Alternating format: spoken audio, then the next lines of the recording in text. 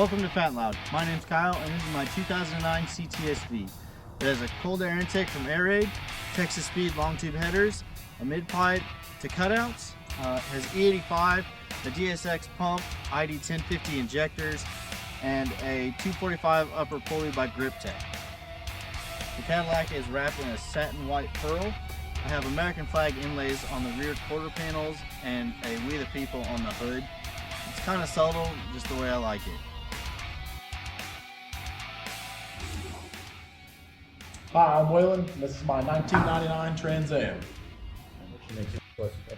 Alright, so I picked the car up about 2.5 years ago. It was bone stock, and the fastest thing it would do was like a 14.2. So as you guys can see, we gutted everything and kind of killed off the stock power plant. The LS1 and the 4L60 retired because the chassis got 233,000 miles. From there, we're just kind of looking to make a grudge car so we can go out for the Indiana and Ohio no prep scene, hopefully have a little fun and just kind of be competitive out there. So the car was a factory 10 bolt as well when it was picked up, but the 10 bolt started to make a little noise and give us some fuss on the wheel bearings and the axles. So for quick performance, we've got a full Fab 9 coming side to side that's been gusseted, back braced, and it's got coilover brackets on it as well. But they did have a 4-week wait when it was ordered, so it's going to take some time to come in, but hopefully we can get some more surrounding parts while we're waiting on that. Okay, so on the inside, we've already got Kirkies on our racecraft brackets here because I found them cheap for sale off a guy I know.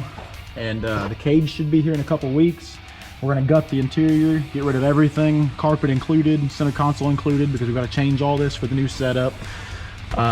It's going to be a 10-point jegs cage that is prefabbed for these F-bodies, so it should fit pretty well. We'll just kind of have to see in the future videos how things go. So here in the engine bay, we're going to be working with a Rock Solid Motorsports tubular front end to get rid of a lot of the stuff that's here in my way. When that's gone, we'll have a lot of more room for the BorgWarner S475 that we've gone with from VS Racing. And we've also got some other piping from them as well, but we're going to be using an Acme Auto Parts down here in Hendricks County, 5.3 liter from a truck, whichever one we can get it out of at the time, whichever's cheapest. And we're going to be using a Turbo 400 transmission behind that with a BTE valve body and the trans brake setup right in it to make everything just smooth and overall great. But basically we're going to shoot the car for 700 horsepower the first time out. If it doesn't make that, we'll use a couple power adders, maybe some spray to get it up on everything. So as far as our wheel setup for the car goes, we've already got our Race Stars front and rear here. We went with a 17x7 front and a 15x10 rear on the that are just made for the F-bodies. But all 4 of these wheels I bought used off friends, and they've all got to go to powder coating. So we're going to send them over to Anderson, Indiana to PCT Powder Coatings, which is Shane Marshall. I've used him my whole life for everything. He's the only guy I let touch my stuff.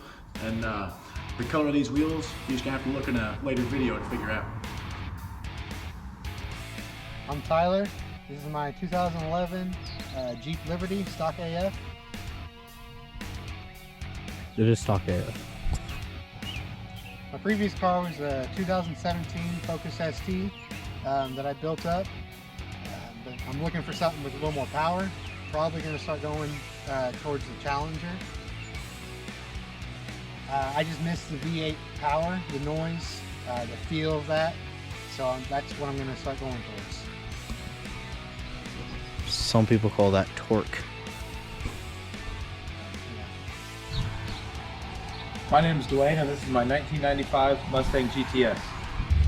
Under the hood of my Mustang I have a small block Ford mated to a Tremec TKO 600 5-speed. To keep everything cool under the hood of my car, I have a Mishimoto radiator, oil cooler, and a Cannon overflow reservoir.